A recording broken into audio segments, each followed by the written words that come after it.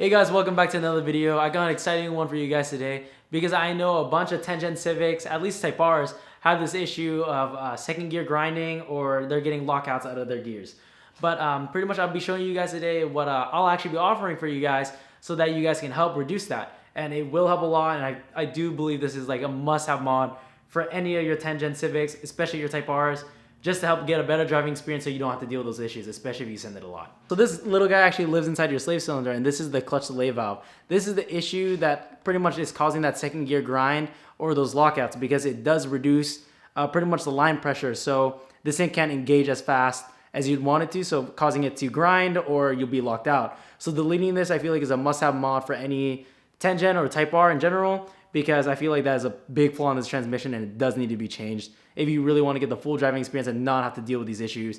That actually, these gear grinding and lockouts can actually cause pretty much wear to your transmission, so it's pretty much good to do this before you even start sending the car, because you know, a new transmission or rebuild transmission is a lot more money than taking this little thing out.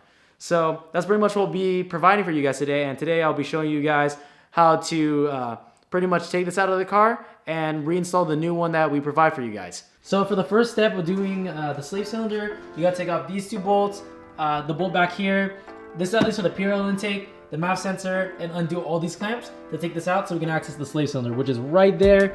If you guys can see it, it is that piece that's right there. But that's what we're gonna try to access today to pretty much delete that second gear grind. But we'll take the intake off right now.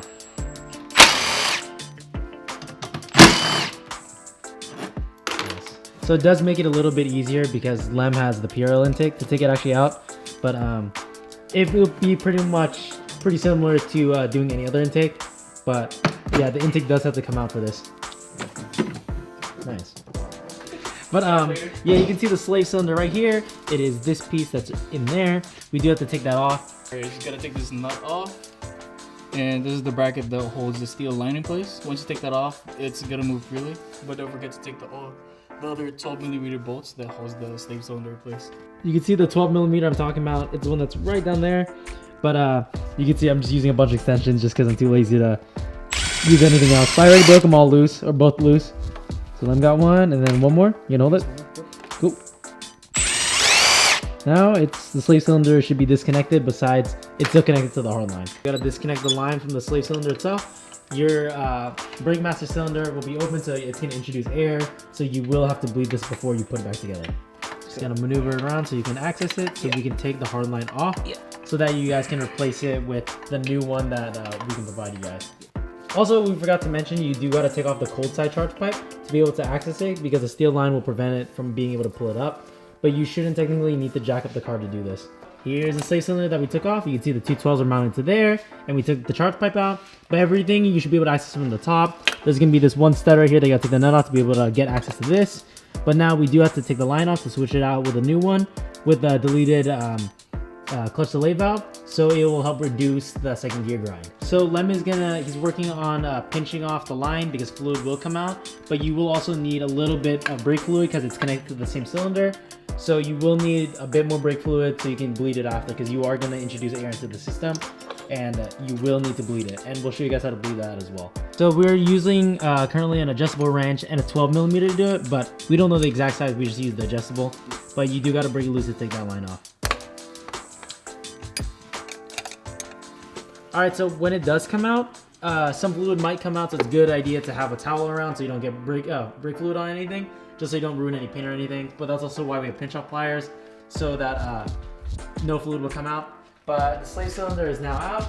It's here, and the delay valve is actually in here that we will be removing and sending you guys out a new one so that you guys can replace it out, so you will help reduce that second gear grind. Pretty much, you guys won't have to be doing this because the slave cylinder will provide you, it actually has it done already. But we removed the clutch delay valve in here already. So all you guys will need to do is you guys will receive this new one, and all you have to do is pretty much swap it out with the one that was in your car currently and ship us back the original one. So we can refund you guys, so you only pay for us to take that out. But now that's all back together, or now that we'll get that back together, now we just pretty much reverse all those steps and put it back together, and then bleed the system, and then we should be good to go. All right, so Lem is reconnecting it back. And then pretty much we are going to be reversing all the steps we did previously to pretty much put it back in, and then after that we just bleed it, and then that's pretty much a clutch delay valve. Oh, let's go down more. Okay. So to be able to put the plunger back on, you do have to push that black plunger piece in while you're putting this bolt on, because it is going to create tension against the fork. So you'll be able to put these bolts on. But yep, that's pretty much how you get it back on. And then once that's on, all that's really left to do is bleed it now, which I'll show you guys how to do in a second. The bleeder port's actually on the slave cylinder itself. You can kind of see it right there. That little nipple is just like a brake bleeder. So you're pretty much gonna bleed it exactly like how you bleed brakes. Push down and then I'll open, and then before he puts his foot up, I close it, and pretty much keep repeating that until you don't see any air. But you are gonna connect a hose to it, which is just like a normal rubber hose.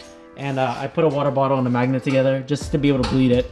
And you'll know if there's air in it or not because you'll see little bubbles. But pretty much I'll show you guys us bleeding it now. But that bleeder port is an 8mm. Want to make sure you add a little bit of brake fluid in there just so you don't run dry. It shouldn't really because you're not draining that much. But make sure you add a little bit of brake fluid before you do start bleeding it. So yeah, what's going on here, Lem is opening and closing that valve as I step on the brake pedal. So when I push it down, he opens it, but right before I pull it up, he closes it so it doesn't suck in any air. But as you go, you gotta make sure you add brake fluid and make sure you don't run out. But here, yeah, I'll show you guys what I'm talking about by pushing up and down on the clutch while he's doing that. All right, so I'm gonna push the clutch in. You ready? All right, down. Holding? Yep. And then he's gonna open it up, bleed it out. And then he closed it, and then now I gotta bring the pedal back up. All right, so you gotta make sure while you're doing this, you don't wanna bring the pedal up while it's still open because it might suck in air. So you really gotta communicate with the other person when to go up and down on the clutch and when the other person's opening and closing the valve, and make sure you don't introduce any more air to the system, especially because you're trying to get it out right now. But yeah, it should be a solid stream of fluid when you do bleed it, just like brakes. You don't want any air in the system at all. It is pretty dangerous to have any air in there, so you really want to make sure you take your time and really bleed it. And who knows how many times you'll need to bleed it. It really depends how much air actually got in the system, so make sure you do take your time bleeding it, make sure you get all that air out. But the clutch pedal will probably feel a little bit different if you do notice. But yeah, we'll show you guys what it feels, or what it's like to actually drive it. Yeah, also you're gonna need 2 people here unless you do have a pressure bleeder, but you will need 2 people here to do that up, down, open, close technique. But yeah, that was pretty much doing the clutch delay valve. Now we pretty much just put everything back together. All right, after you're done bleeding, you're pretty much ready to put it back together. Pretty much reverse everything, put it back together, and then make sure your brake fluid was at the level it was at before, especially if your pads are warm, don't top it off. But then after that, go for a test drive, and you guys will see the huge difference you'll see with bleeding that clutch delay valve. But I'll show you guys us going on a test drive, and Lem slamming from first to second gear, and not locking out. Not locking out. But yeah, that was pretty much how to do that 2-cylinder. All right, now it's time to go for a test drive. We're gonna pull Lem's car out and show you guys how it is. Make sure you get your cars fully warm before testing it. You wanna make sure you get all those fluids hot and flowing properly. But Lem's gonna warm up his car and then we'll show you guys what it pulls like. All right, so when you do the clutch delay valve, you're actually gonna notice it becomes more responsive when you shift, like at least when you switch into each gear, because it's gonna catch a lot faster now because you don't have that delay valve in it anymore.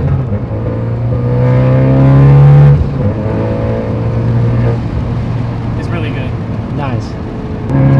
Oh my god! It's a big difference. It is a noticeably big difference.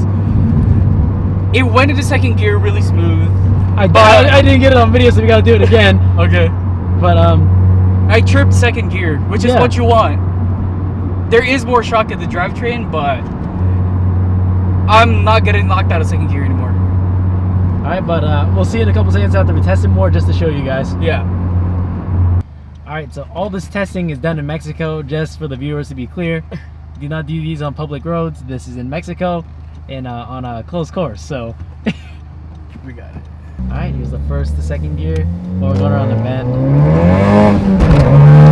Oh shit! It's good. It engages right away. Nice. Yeah.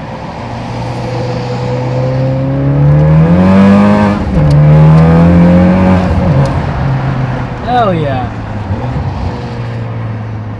Dude, I think it made a huge difference. The car feels completely different now. It made a huge difference. When it goes into second, it goes into second. But yeah, I see what they were trying to eliminate. The drivetrain shock. The drivetrain shock. Alright, this is third gear pull. Yep. See if it get locked out of fourth.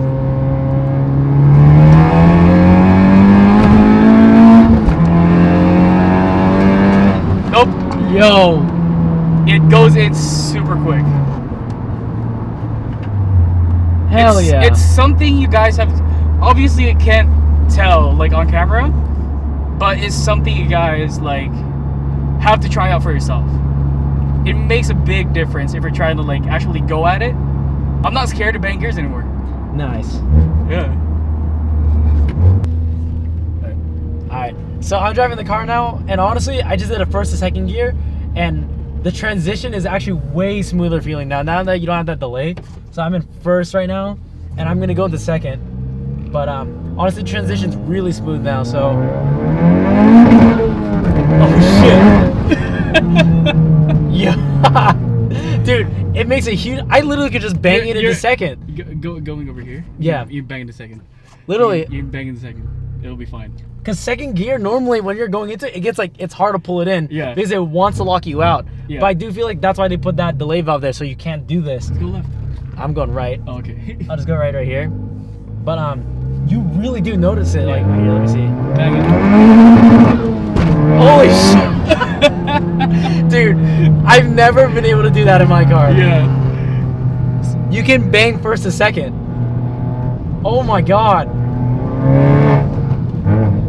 Dude, the engagement is like when you let go of it. Yeah. It's really good. You will notice a difference. You will notice when you switch this out, you will notice a difference. Yep, Ready? press a second. Yep. Second and third. It goes in. Yeah. Alright, so that was us doing a clutch delay valve delete. So I do want to be able to offer this for you guys so you guys are able to do it at home by yourself with the instructions I just gave you. So down in the link down in the description, I have a link to the product, which is our OEM slave cylinder that we modified so you no longer have that valve in there anymore. So you guys will be able to purchase it and swap it out with your original one. And you guys can actually have the option. You guys can either return back your original slave cylinder to us and actually get a refund. And I'll have the refund amount on the website when you do click the link below of how much it is. So you guys get a refund, so you only technically pay for us to do the delete. Or you guys can just keep it and then not get the refund. But that's totally up to you guys. So pretty much that's how you guys do it. And I hope you guys enjoyed today's video. And if you guys could, leave a like, comment, or subscribe. And I guess I'll catch you on the next one.